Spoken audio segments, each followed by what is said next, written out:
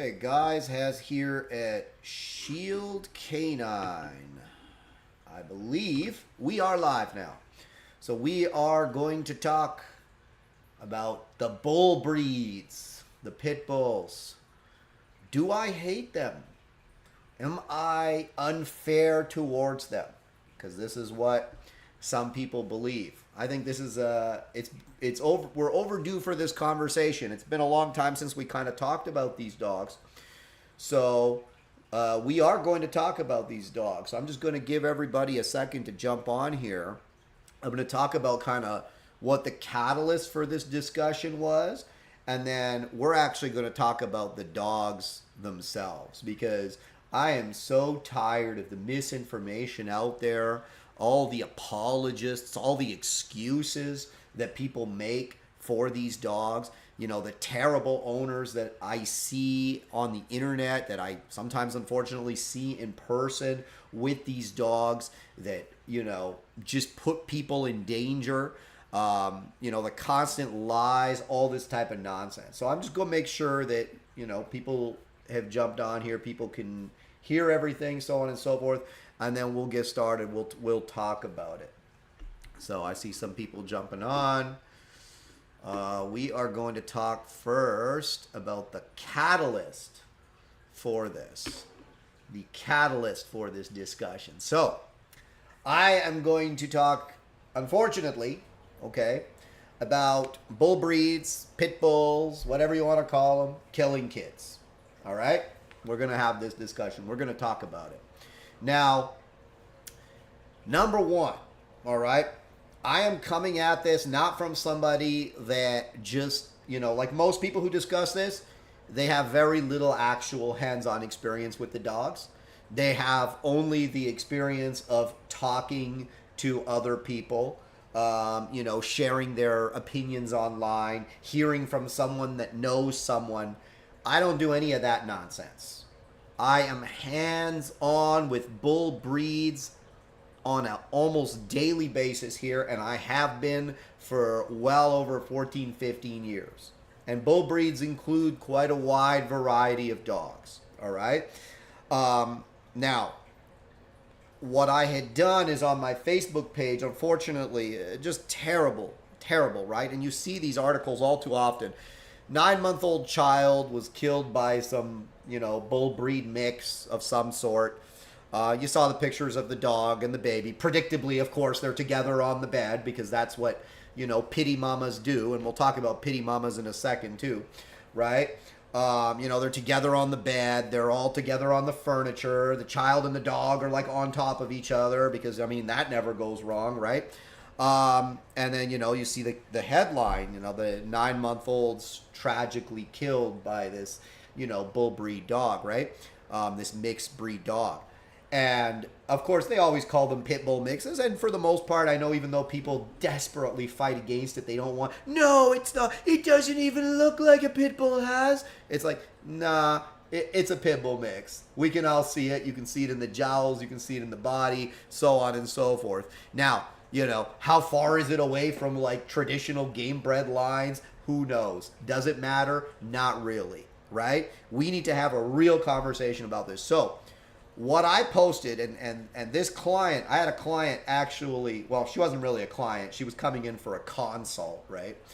Actually canceled her consult based on this social media post that I made. And I think it's a fantastic thing that she canceled because I don't want people like her around my business. I don't want people like her, they're bad business. They're bad business. I'll tell you why. They're a threat to the community. They're a threat in general to, children in many cases. And these are the people that we want to avoid at all costs. You don't want them associated with your training business in any capacity. So we're going to talk about this. First of all, I posted this. Unpopular truth. Yes, bull breeds are more dangerous and if appropriately triggered, can and will kill other animals and sometimes people. It doesn't make them inherently evil.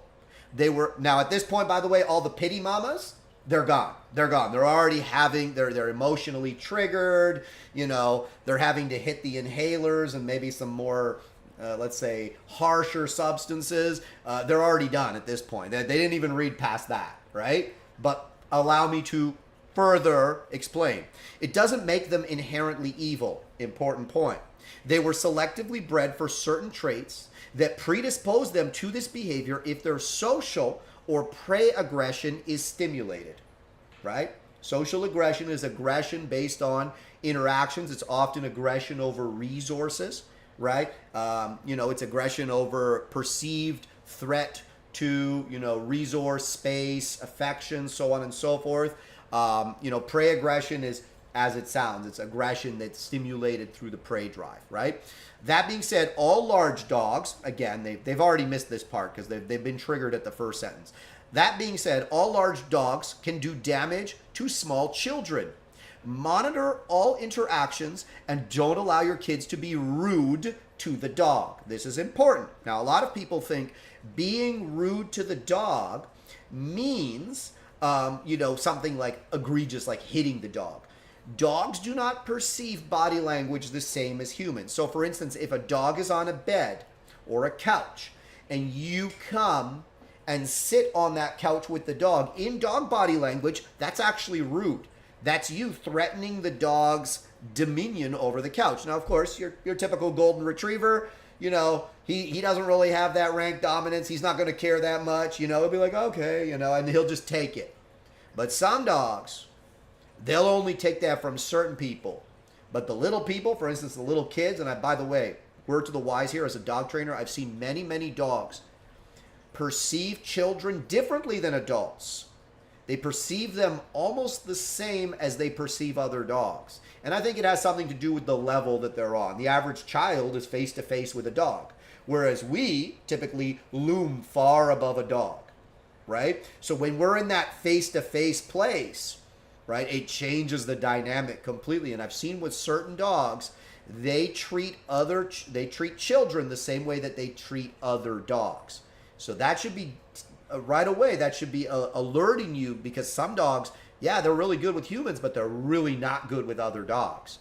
And they will really put some damage on another dog, right? So it's actually important to be like, hey, if he's actually bad with other dogs, I might not want to trust him around kids quite the same way. That's a correlation that I've noticed. Correlation isn't necessarily causation, of course. There are, of course, many exceptions to that rule. But we're speaking in generalities, because when we speak about dogs and dog behavior and dog training, we must speak in generalities, right? I don't care about the exceptions to the rule. So, monitor all interactions. Don't allow your kids to be rude to the dog. Things like lying on the dog, hugging the dog, looming over the dog are all rude dog behavior. Do not leave your dogs unattended with your small children, especially babies. Now, any reasonable and logical person, whether they loved pit bulls or loved bullies or whatever bull breed you want to name or not, would say, yeah, based on the evidence, based on, my logical perception of reality, that's all true. It doesn't mean that we hate bull breeds, right? It doesn't mean that we hate, pit bulls or anything like that, right? It's just that we've acknowledged that they do pose a certain level of risk higher than your typical golden retriever. Golden retrievers have more bites than pit bulls. I don't know if that's true, but I'm sure somebody will quote some stupid fact like that to me. Yeah, I don't care.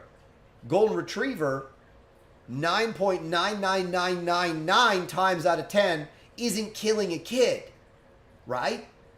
There's a reason why you see these pit bull mixed dogs constantly in the news for killing people, because their capability and their genetic predisposition is significantly different than your average golden retriever, no matter how bad that golden retriever is, than your average Akita, than your average German Shepherd. Yeah, German Shepherds bite people all the time. You don't really hear about them killing people for a reason, right? Has it probably happened at some point in human history? I'm sure it has, right? But on the grand scheme of things, a German Shepherd is much less of a danger to a child than a bull breed is. Because if things go wrong with the German Shepherd, as opposed to if things go wrong with the bull breed, it's a very different story in terms of what that attack would look like. And only people that have worked with these dogs hands-on, right? I don't need to read shit on the internet to know about these dogs. I know about these dogs. I know about training these dogs. I know about the behavioral issues that these dogs present. I know how they respond to training, so on and so forth, right? So all this nonsense that you see, right? I want people to understand, right? It's all this horseshit. You're only doing a disservice to the dog and to the child that, God forbid, gets hurt or killed by these dogs, right?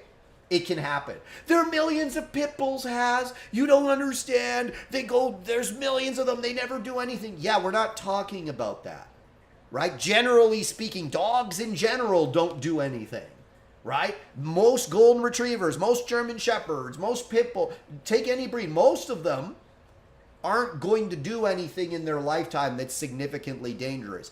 We're talking about when they do. We're talking about when they do. When shit goes really south. Let me read to you what this sick individual wrote above this post. I would like to cancel my consult. I have no intention of spending $1,500 on a company who is conducting themselves unprofessionally online on social media platforms and treats me with disrespect. That's really actually what it is. Because I told her, I know who this person is, just like on Facebook. She had responded about something like, I'm going to cancel my consult. I'm like, good. Please do. If you're one of these psychopaths that wants to live in denial about what your dog is capable of, you are a danger to society. You are a danger to your dog. You are a danger to society. You're one of the reasons why this horse shit happens. You're one of the reasons why kids get hurt. People like you that push this misinformation, that refuse to acknowledge reality. No, pit bulls are nanny dogs, Has. You don't understand. Right? Absolute insanity. Oh, pit bulls and bullies are different. Blah, blah, blah. Whatever. Bull breeds. There's a reason I said bull breeds in my post, by the way. Because they all share certain traits. Whether they're more bulldog, whether maybe they have some more mastiff in them. We know that the bullies are a mix of a whole bunch of different things, including the American Pit Bull Terrier, including the Staffordshire Terrier, right? These breeds were bred specifically to be game dogs 80 years ago, all the way up until the 1980s, pretty frequently. There's still some of them. Again, it depends on the individual dog. Some of them go back closer to the game bred line. Some of them are much further away, multiple generations away from the game bred lines. But one thing I'll tell you with the game bred dogs and with dogs that were bred for certain traits like pain aggression, right? And like aggression that lacks clarity. I'm going to exaggerate on aggression that lacks clarity. We'll talk about this. But those traits were beneficial in their ultimate purpose, which was to fight and kill other dogs or to fight and kill other animals, to not stop no matter what pain they feel, no matter how hard the fight is, to go and go and go until the subject of their attack was dead or they were dead. That is what they were bred for. They tightly line bred on dogs that displayed that capability. Yes, that's many, many generations back in many cases, but the blood is very strong. And we still see certain traits, probably not to the same extremity, right, that they existed maybe multiple generations ago, but it still comes forward. The blood still comes forward. So dogs that have that pit bull look oftentimes will have that reaction, not maybe, like I said, with the severity that you might expect, but from a training perspective, and again, this is someone that has done multiple sessions, multiple trainings, multiple board and trains with these types of dogs. I am well aware of how they respond to pressure, right? I'm well aware of why they lull people, why people don't understand what they are, right? People don't understand what they are because they tend to be submissive. They tend to be amazingly cute, like they're adorable, right? They have this cute face, the big poofy face, adorable dogs, very sweet, very submissive, and we as humans don't understand the duality of nature. So when we see something that acts like a goofball and is super cute and loving and sweet and submissive and shows us a lot of these appeasement behaviors that these dogs show, we think he couldn't possibly He would never possibly, right? And that is simply because you just haven't seen the switch flip, right? That switch, when it flips, that sweet, loving animal is something completely different. And it's not his fault. That's his genetics. And not all of them, most of them, I would say, probably don't really have much of a switch anymore. But some of them still do. And you typically see it more with other dogs than with people. But occasionally, you see that switch flip with people. And even if you listen, oh, Haz, you don't understand. The game-bred dogs of yesteryear, they were bred not to be human aggressive. Really? Yeah, they were. But when you're breeding that specific type of aggression, it doesn't take much for it to switch off of fur and onto humans. It's something as simple. You hear the story, right? I know a guy, well-known trainer, his grandfather used to breed fighting pit bulls, right? And he spoke of this time that a drunk guy kind of staggered into where he had his pit bulls tied out, and the dogs were very sweet and loving, and they never attacked anybody. And it was the middle of the night, and this drunk guy kind of like staggered into where he had the dogs tied out. And I guess he fell down or something. The dogs attacked him, ripped his leg off. Had to have the leg amputated. Luckily, he survived, right? Like, those types of stories happen all the time. It's the same with the kids. The dog is sweet. The dog is loving with the child. The dog is on the bed with the kid. The dog appears to love the child. And then all of a sudden, we don't know what happened. Little baby girl gets mauled to death. Little 3-year-old boy gets his face ripped off. We don't know what happened. We didn't, there was no warning, right? And in many cases, there's no warning that anyone other than an expert would see. So what does this mean, right? So that, number one, going back to this individual that sent us this email and wrote on my Facebook page, you are the problem. You are the problem. Not the dogs. The dogs are what they are. And we must acknowledge them for being what they are. That doesn't mean that we hate them. That doesn't mean we don't train them. That doesn't mean we don't love them and live with them. It means we treat them with the appropriate level of respect that they deserve. And we don't close our ears and close our eyes and pretend that the truth doesn't exist, that they can do a lot of damage, significantly more damage than other types of dogs in general, and that they can actually kill and have killed other animals and people, especially little people, unfortunately, in the past.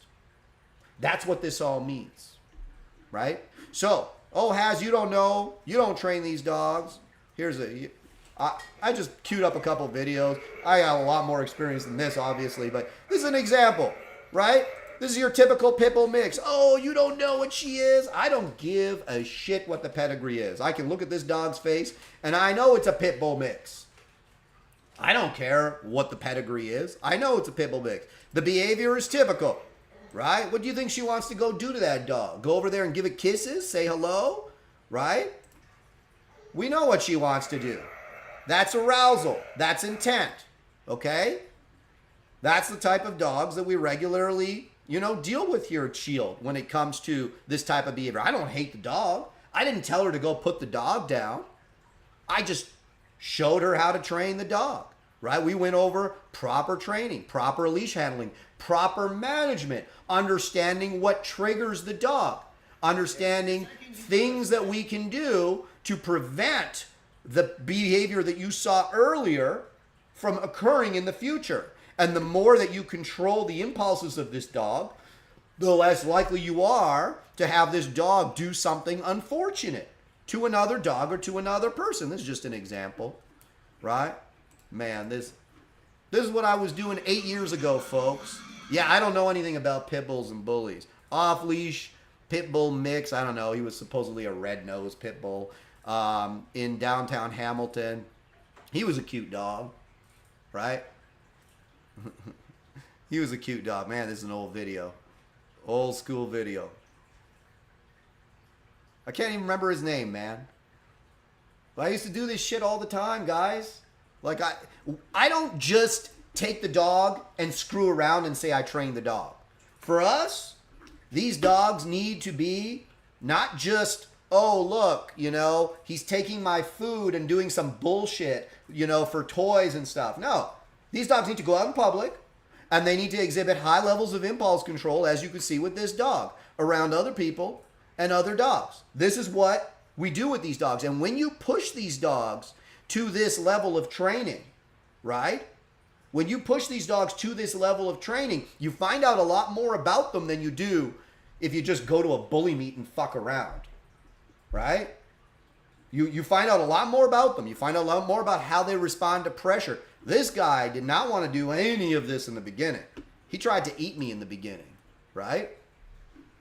This was another interesting one. You can see this one. Right? He was brought in because he would go after other dogs sometimes, right? And people too, apparently. So let's see. Look at that, right? Intent. What's he doing? You think he's coming in for kisses? We know what he's going to do, right? He had that intent. He wants, look at that, intent, right? How do we fix that? How do we get to the point where, you know, the dog can be in close proximity to other dogs and still be obedient? It's not, again, I didn't tell them to get rid of their dog. I didn't tell them to put their dog down. I didn't tell them that their dog is evil, right? What did we do? We just trained the dog, and we work with the dog for what he is, and we identified, again, triggers, recognizing arousal, right? Putting the dog in difficult situations, right? So for instance, I'll explain something. You see me, I have my dog biting me, right? I have my dog biting me. So my dog's exhibiting a ton of arousal, right? Like grrr, biting, shaking, thrashing. Why do you think I'm doing that? Because that is a trigger for bull breeds.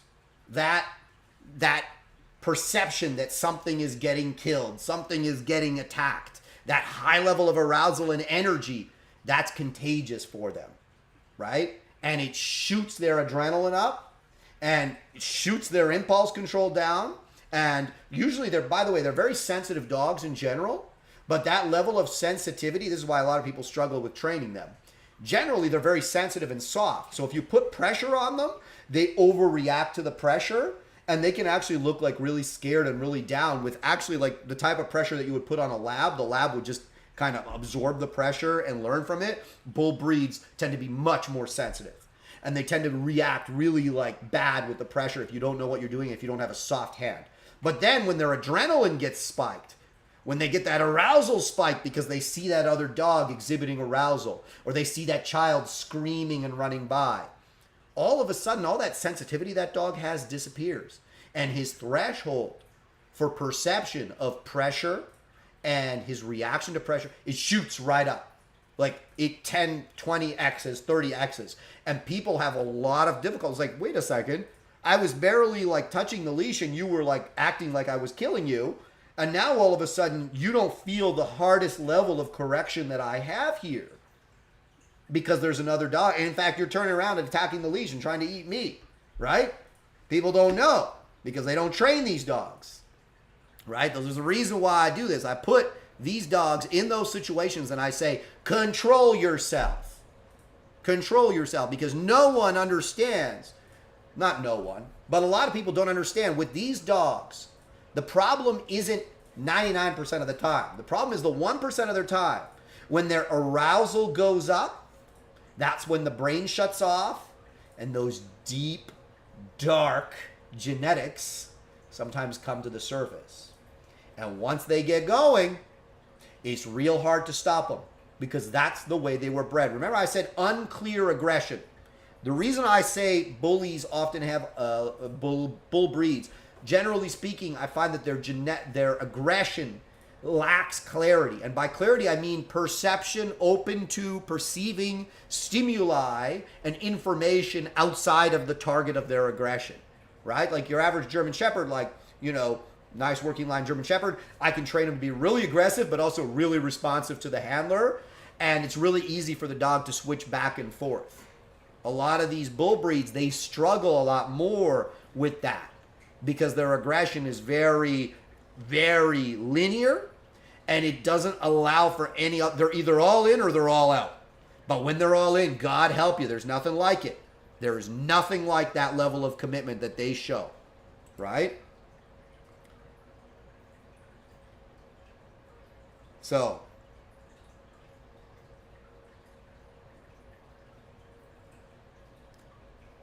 And there you go. See, there's the no can do people, right? Here we go. Michael. In the UK at 2012, a Jack Russell Terrier killed its owner's baby. Yeah. There's literally probably an example of a breed of dog killing a baby, like just about every breed of dog except maybe a Chihuahua killing a baby. What's your fucking point? What's your point? It's not pertinent to the situation. Is there an epidemic of Jack Russell Terriers killing babies? No. That's the kind of dumb shit that doesn't help the discussion. Right? Doesn't help. That doesn't help anybody. It doesn't acknowledge a potential problem. The average owner that brings me their Jack Russell Terrier doesn't have a problem with that dog being really aggressive towards other dogs and people. Right? And even if they did, it wouldn't be that big of a deal because a Jack Russell Terrier is about that freaking big on average. And the level of aggression that they can bring is not nearly the same as what a bull breed or a bull breed mix can bring. Nonsense. And then people, you don't understand, then they go the other way. Well, you said all that. Why is that dog off leash? Because I fucking trained him. Right? Just like people got mad at me for taking the Caucasian Ovcharka and training him to be off leash. Why wouldn't I train him off leash? Don't project your limitations on me. Yeah, I'm very realistic about what the dog can and can't do. I'm very realistic. Oh, this dog was adorable. We actually had nice footage of this one. Right? Oh no, he's an off-leash bully. Everyone's going to die. He was a fantastic bully. Loved him. We train these dogs all the time. Right? Loved him. Beautiful dog. I think his name was Moach. Look at him. Just a fantastic looking animal. Well trained, under control. We weren't worried that some lady's little dog was going to get killed or any other little dog was going to get killed. Why? Because he had impulse control installed. And we are able to recognize the level of arousal that he exhibited and keep that under control. We know what we're doing, right? He's still living a good life as far as I know. So don't tell me what you can and can't. Don't project your limitations onto me. That being said, a lot of people, right? There's people that have brought me their dogs and I've said, hey, based on you and based on your dog, the dog shouldn't be off leash because the potential risk is too high, right? People need to be able to follow instructions, right? There are some people you can just see that they are in a state of complete denial, right? A state of complete denial about what their dog is and what their dog is capable of and their ability as a handler. That's the other thing, right? And yes, as some people are saying, right? We never leave the dogs. Listen, Gage, I'll speak about my personal German Shepherd. You guys, maybe some of you guys, know who Gage is. You know what I've accomplished with him. You know I've raised him in my home with my children. That being said, I've said it before. I know no one believes me, but Gage is somewhat of an ass, right? He's not a super permissive dog. He's not a submissive dog. He's an ass. He has an ass inside of him, okay? You guys, I hope, understand what I'm saying here. He can be a jerk, all right? Raising him with my two young children, I constantly watched their interactions with him like a hawk. And there were two things that I did. Number one, I never allowed them to be rude to him.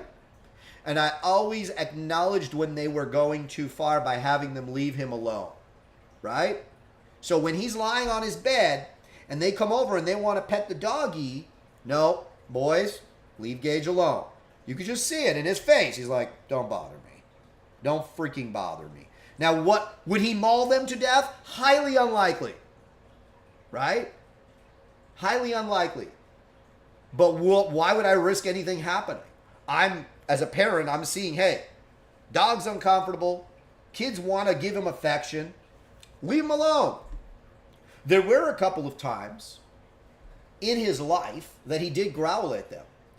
And anytime I witnessed him showing any level of threat towards them, I severely, and I mean severely, disciplined him. Severely. Right? And I did that so that the children and him could hopefully coexist in the home moving forward. If I ever had any real concerns about their health and safety around the dog, he would no longer be in the home.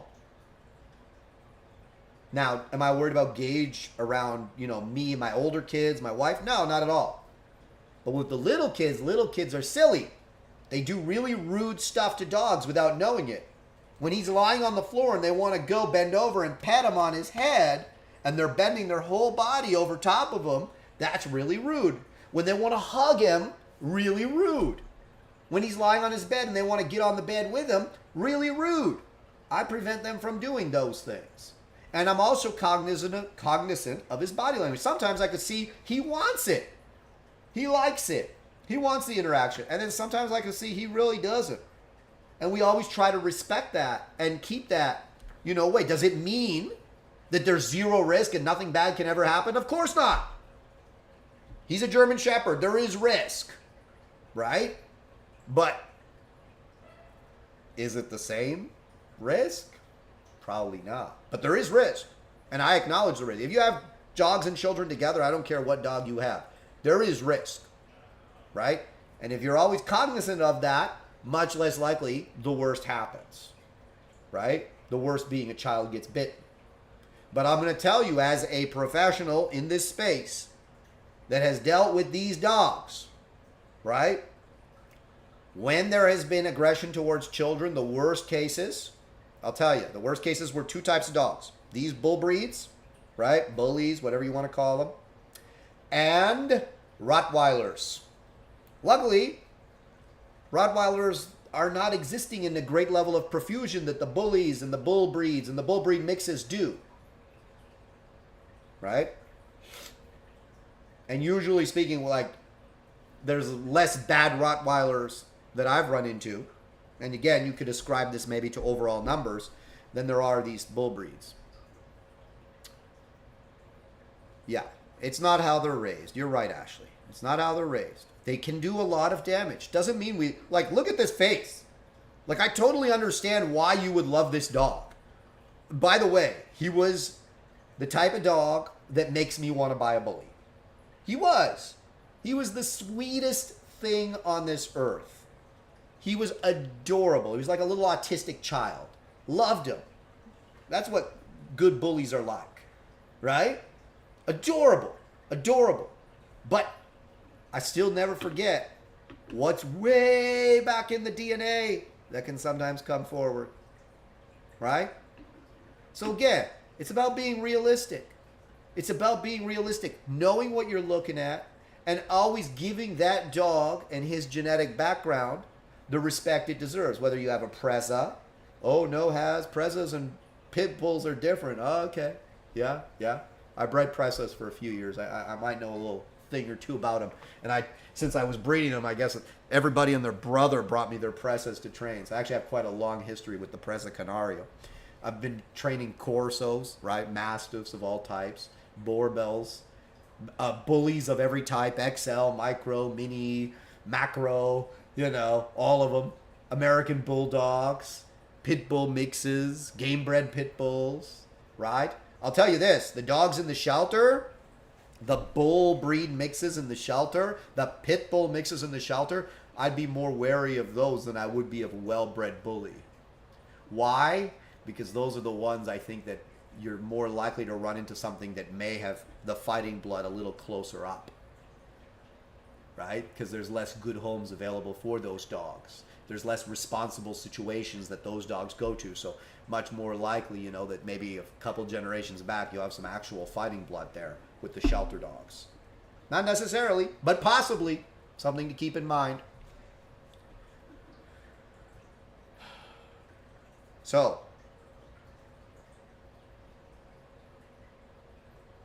sorry guys, I haven't been paying attention to the chat because I've been ranting on this subject. So anyways, to that lady that emailed me, I am very glad that you chose to not come.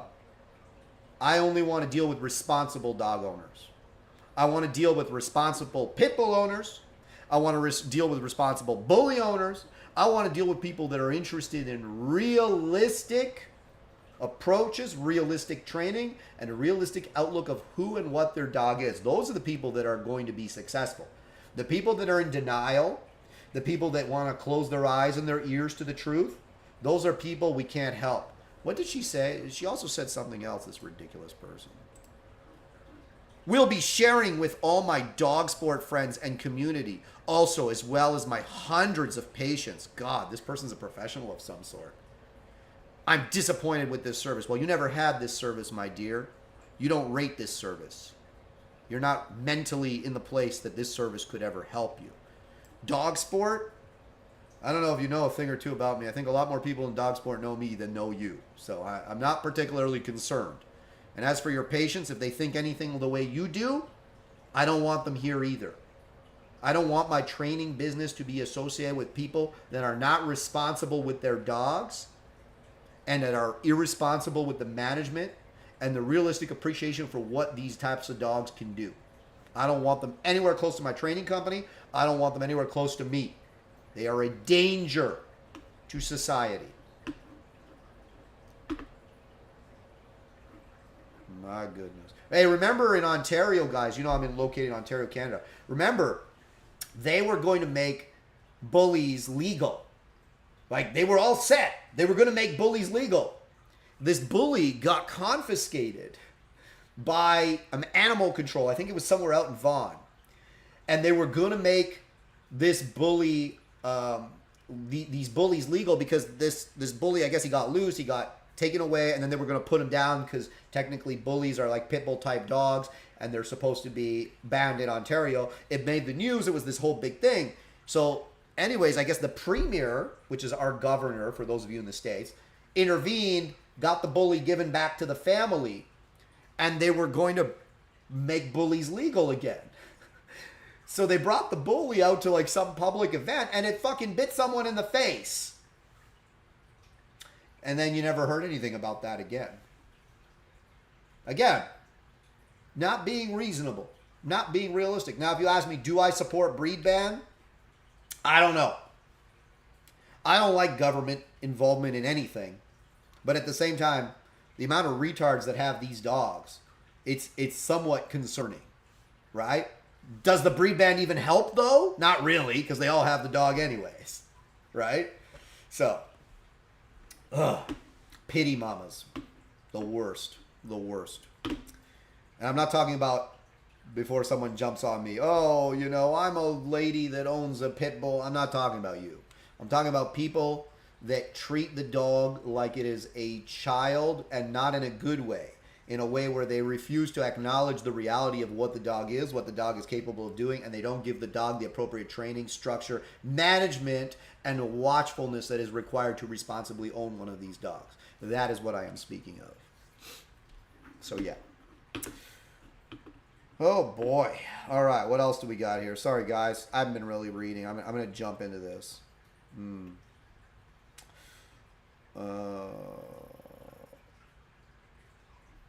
Okay. Yeah, we accept all breeds too. I already have video proof that we do. I don't just speak out my ass about these dogs. I actually train them. I know we regularly train them, and we're happy to train them as long as we're dealing with people that, you know, are responsible. And I've dealt with many owners of bullies that are fantastically responsible individuals and have fantastic relationships with their dogs. And I really do appreciate bull breeds and bull dogs. But I remember what they are and what they're capable of and what their ancestors, you know, various levels of generations ago were bred to do. And I'm always realistic. Let's see. And by the way, yes, it can happen later in life. For those of you wondering, later in life. So like the dog can be really good, like first 2-3 years, then all of a sudden, you know, maybe something triggers the dog. And once the trigger's been hit, the dog's more likely to respond to similar stimuli, and then they can start generalizing where in the beginning maybe it was just little white dogs that piss them off and get them going and stimulate them, and then all of a sudden it's all dogs, and then maybe all of a sudden it becomes small children. I've seen it where the trigger gets tripped a time or two, maybe the dog experiences some level of success in the behavior, right, that genetic behavior we spoke about, and then all of a sudden they start generalizing and the trigger becomes less and less and more general, where all of a sudden the dog starts responding almost in that dangerous way to everything, which is why it's so important that you manage these dogs properly. All right, what do we got here? Pete has the best in the business. Sometimes, the best business you do sometimes is the business you don't take. Oh, absolutely, sir. I learned that the hard way. Not everyone can be helped. Michael says, never leave any child or baby with a dog. That is very true, Michael, right? DC says, I'm going to be a Karen here. How do we fix that? We take care of ownership. Yeah, they are a problem, but most of the issue is because, as you said, the owner don't know what they have. All we can do is educate. Right? If you educate more people, then, hopefully these types of incidences can be prevented. I don't care how sweet your bully is. Don't let the kids on the couch with him, and don't let him on the couch with the kids. Create some level of separation. Create some structure in your home. Will you get away with it most of the time? Yeah. But some of the time you might not. And that extra level of structure and training that you put into that dog might be the difference between success and failure.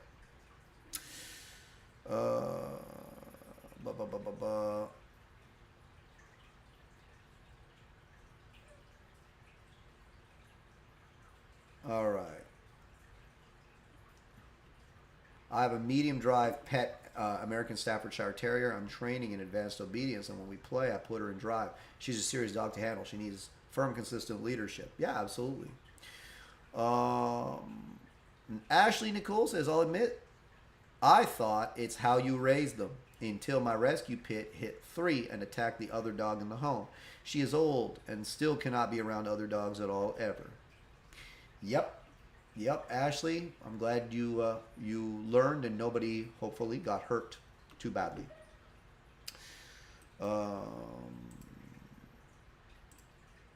What else do we have here? Sorry, guys, I missed a lot of your stuff. Has he ever been around extended family? How do we go about our dogs meeting extended family? Yeah, typically for family gatherings, I'll put Gage away. Not because I'm worried he's going to maul somebody, but there's a possibility something could happen. He's not a social dog. And so I don't put him in situations where bad things can happen. I simply just put him away. It's not hard.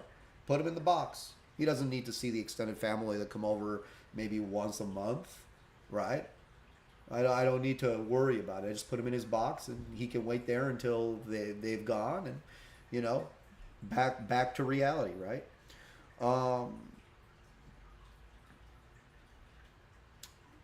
Kay Klein says, these people that let their kids sit on their dogs and jump on them, etc., are just asking for the kids to get bit. It's always, he bit my kid out of nowhere. That's very true. They allow their children to be rude to the dog, and the children don't know any better. It's just, for them, it's how they express their love, right? And they're rude to the dog, and the dog takes it and takes it and takes it until one day, you never know. Maybe they jump on the dog the wrong way, and it's been cool, but all of a sudden that one way they jumped on him actually really hurt, right? Maybe he hurt himself earlier, and then they jump on the injury, they aggravate the injury, sends a spike of pain through the dog body, trips that adrenaline reflex, and that adrenalized aggression reflex, switch flips, dog grabs kid starts screaming, which further triggers the dog, and the dog goes into this thrashing frenzy, and next thing you know, within a few minutes, the child is dead. Right? That's a possible example of how this can happen. Fluffy was great with them up until like 4 years, and then all of a sudden, yeah, that's what happens, right? So keep taking those chances. Luke says, monitor doesn't stop the attack, but any of these dogs were badly bred, they get triggered and go on rampage mode indiscriminately. I don't know, man. Like, I think there's some really well-bred dogs that, like, in terms of their pedigree, they still have that blood in them. That blood is those bull breeds have that blood. They do. Right?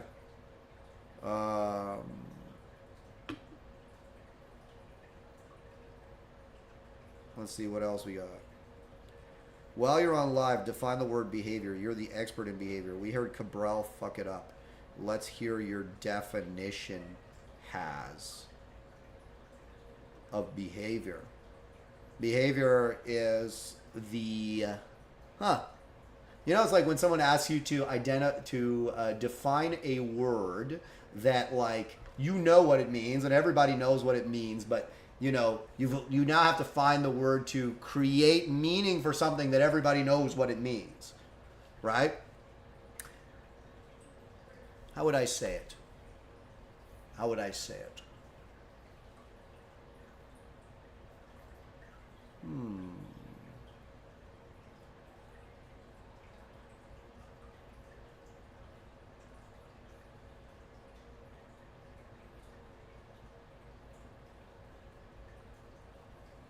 I would say the physical, the physical manifestation of response to stimuli, be it internal stimuli or external stimuli. That would be my kind of more sciencey response. And in the interest of doing the right thing, let's get Webster's definition of behavior. The way in which one acts or conducts oneself, especially to... Yeah, but that's... the way in which an animal person acts in response to particular... Okay, situation or stimuli. There you go. Right? I actually said it more complicated than the real... the real definition.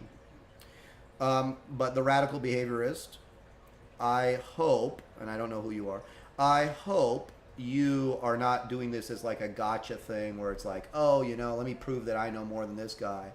I have a really, I have a deep depth of experience when it comes to dealing with dog behavior, not just in an academic sense, but in an actual hands-on sense. There's a reason I am where I am today, and we'll leave it at that. So if it's one of those gotcha things, I don't even like scientific talk too much. Like I can talk about classical conditioning, operant conditioning, you know, genetic predisposition, all that type of stuff. We can talk about it, but I don't think it's helpful to the average owner, and it's a way that a lot of people that actually don't have hands-on experience the way that they should, don't have results to their name the way that they should. I find that it's the way that they try to show that they are smarter than the average person, and they try to create this aura, this mystique around themselves of, oh, I'm so smart and clever, and maybe I have a degree in this, and that's why you should listen to me. Not because I've trained, you know, thousands of dogs and actually made meaningful changes in people's lives with their dogs, changed behavior, trained dogs to a variety of levels, whether we're talking about dog sport, behavior, pet training, street training, whatever you want to talk about, right? That's the only way you actually know anything about a dog. Not by reading some, you know, books about, you know, Pavlovian conditioning and B.F. Skinner's, you know, take on behavior and all that stuff. That stuff's interesting, but it's not really, it's neither here nor there. At the end of the day, can you fucking train a dog? And the answer in most cases by people that talk a lot about this sciencey stuff, the answer is no. No, I can't, because I have barely done it. And I like to appear to be someone that knows, but I actually don't. I'm not saying that's you. I don't know you. But I find that that's quite often the case with these types of people. So I don't try to baffle people with bullshit. I actually like to show my training, right? Show my results, whether it's in dog sport, in pet training, in behavior training, so on and so forth. And that's why I have this channel. It is a giant shrine of results. All right. Jonathan said, yeah, I used to love pits when I was younger. I've had them before, never had any issues. But with all the delusion of the pit types, I just couldn't anymore. Yeah, absolutely, man. You know, I love the dogs too, like in the sense of like, I just love dogs. I like Caucasian Shepherds. I love pit bulls. I like You know, I like bulldogs. I like English bulldogs. I like them all, man. I like them all. They all have something different. They're all funny. They're all cute. They're all adorable. They all have different responses to stimuli that's, you know, can be interesting or challenging. But at the end of the day, you know, you have to make the decision, is this the dog for me in my current life situation with the level of work that I'm willing to put in, the level of management that I'm willing to put in? Is this the dog for me? Right? What else do we got here? K. Klein says, I have 3 Dutch Shepherds and a GSD in my home with a 7-year-old stepson. My husband is an ex-canine handler. Oh, sorry, guys. The chat. What happened to it? I didn't... Here, let me put it back where it's supposed to be here. Oh. Let me put the chat back out. All right. All right. Raise his son to be respectful of all dogs. Absolutely. That's good. Fred Karen says, I got my DDR German Shepherd puppy with a high drive 8-week-old, and she's a raptor on cocaine. I got your book. How much time should I let the puppy be a puppy? You should always let the puppy be a puppy, but you should not allow the puppy to harass the older dog. I'm in the situation actually where I might be getting a puppy in here soon out of my own breeding. And when I bring him into the house, I am not going to allow him to harass Gage, right? That's not going to be how it's allowed to go, because I'm sure at some point Gage is going to tell him in the way that a dog tells another dog to F off, and the puppy might not like that, and I might create a chain of behavior that won't stop. A lot of people assume, hey, let the dogs handle it. They'll handle it, and then it'll be done. It's like, no, you can actually be unlocking a behavioral pattern that kind of replays itself over and over again, right? Where it starts with, yeah, maybe the puppy was really bothering him and he attacked the puppy. And then it can be, well, the puppy wasn't maybe bothering him, but the puppy was close to him and he attacked the puppy. And then it could be, they saw each other and he attacked the puppy, and it can become this chain of behavior. And people aren't aware of that with dogs, right? It can happen. Let's see here. Boo. Yeah, I'm saying bull breeds are certainly more dangerous. Absolutely, because the potential damage that they can do is significantly higher. Now, like on average, let's say I took 100 bull breed mixes or bull breeds of various types, and then I took 100 chows. I have no doubt, that the chows would bite more people than the bull breed mixes. That being said, I'd be a lot more concerned about what the bull breed mixes did with the people that they did bite. If that makes sense to you. Okay. Someone asks, do dogs have beauty standards? Are some females of a breed more attractive to other breeds than others? I have not observed that to be the case, actually. So no, I would say that they don't. Hi Haz, this is from Cesar. I trained my dog with your courses, and recently I sent my dog to a US IGP Top 5 boot camp. My dog came back with a lot of minor sore spots on the paws. What type of training could cause that? Unlikely training, but there are some dogs that react poorly to being in the kennel, especially bullies, by the way, speaking of bullies. And they tend to have a lot of skin issues, right? So you can see that they get little bald spots on their paws and on their legs and stuff.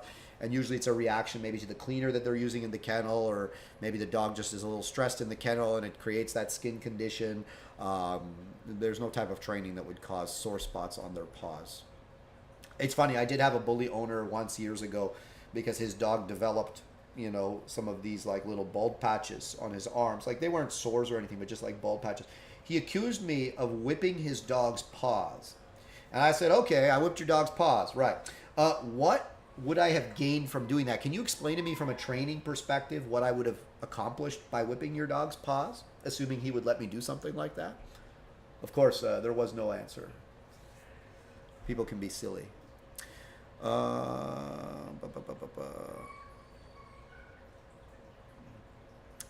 K. Klein says,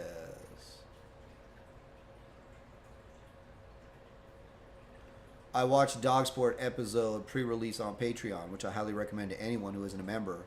Is Carson getting a new dog? Carson has a new dog. Um,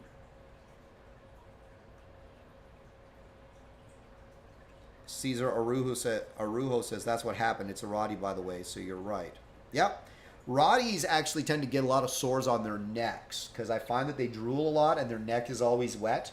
And in a kennel environment, when their neck is wet, especially if they're wearing a collar, it can create hot spots on their neck. That's another thing to look out for Rotties. How do we introduce our 4-month-old puppy to our 2-year-old dog if the puppy wants to jump on her and chase her? You don't. No, they should not share. The puppy should have its own stuff, and you should not allow the puppy to harass the older dog.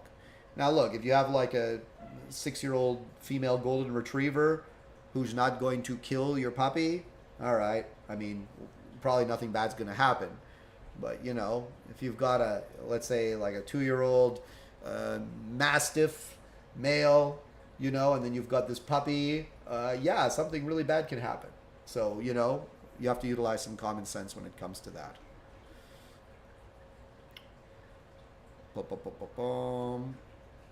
All right. Guys, I think we've reached the natural end of this live. I hope people were educated. I hope people understand my outlook. My goal, as always, is to educate. The less, you know, the more successful people that there are out there. You know, a lot of people think, oh, you know, has online courses. So he just wants people to buy his online courses or to come to him for training. You know how happy I am when people tell me they watched my free YouTube videos or they read my like $20 book and it changed their life, changed their dog's life. I love that shit. I love it.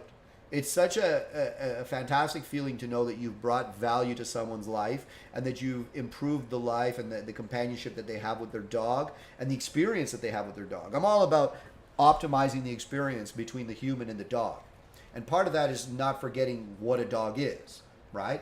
And acknowledging them for who they are and respecting them for who they are and treating them as they are, not as we might wish them to be in some cases.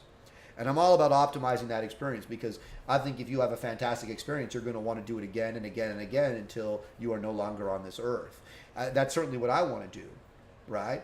I love doing things with dogs. I think it's really cool, and it's what's given me, obviously, it went from a hobby and a thing that I just did for fun to kind of blow off steam after work to my work, and I'm very grateful for that, right? But I'm all about people just optimizing that experience, and you know, if they can get that through my free videos on YouTube, especially way back in the day, guys, like you go back in my catalog, you'll find stuff like I don't like to redo stuff. I should probably redo some of those videos with more like kind of the better filming and stuff that I have now. There's so much good information back there that I just give away completely free. What's my hot take on Roddy aggression? I mean, Rottweilers, again, it's hard to get a good one. That's the problem. Like, when you get a banger, so here's my experience with Rottweilers in the sense that when we're going to talk about their working quality, right, it's a completely different thing from the average pet Rottweiler we deal with. But when we get working Rottweilers in, you know, I've actually imported two Rottweilers in my time. I've imported them, trained them as protection dogs, and sold them. One of them, the best one that I had, he was fearless. Probably to this day, one of the most fearless dogs I've ever had, but highly dog aggressive. And I've seen that many times with the Rotties, that the strong males tend to also be extremely dog aggressive, to the point where like they would kill another dog. So you have to be very, very careful. You know, when you get a really good Rottie, it's a beautiful thing to behold. Do they have the clarity and the talent in terms of like the physical talent to perform sport like IGP at the highest level? Unlikely. But all that being said, you know, they can be fantastic in protection and fantastic in obedience. But the reality is most people do not end up with a fantastic Rottweiler. Many of them have nerve issues. Many of them have health issues. You know, they're breeding them with the flatter faces now, so that comes with its own challenges. And, you know, that's the reality. Are they cool dogs? Yeah, they're cool dogs, man. They're old school dogs. And again, if you don't properly manage them, they can do a lot of damage, but they're just not so common anymore, so you don't see them that much. All right, guys. Thank you very much. I'm going to check out on this one. Don't forget to like the video.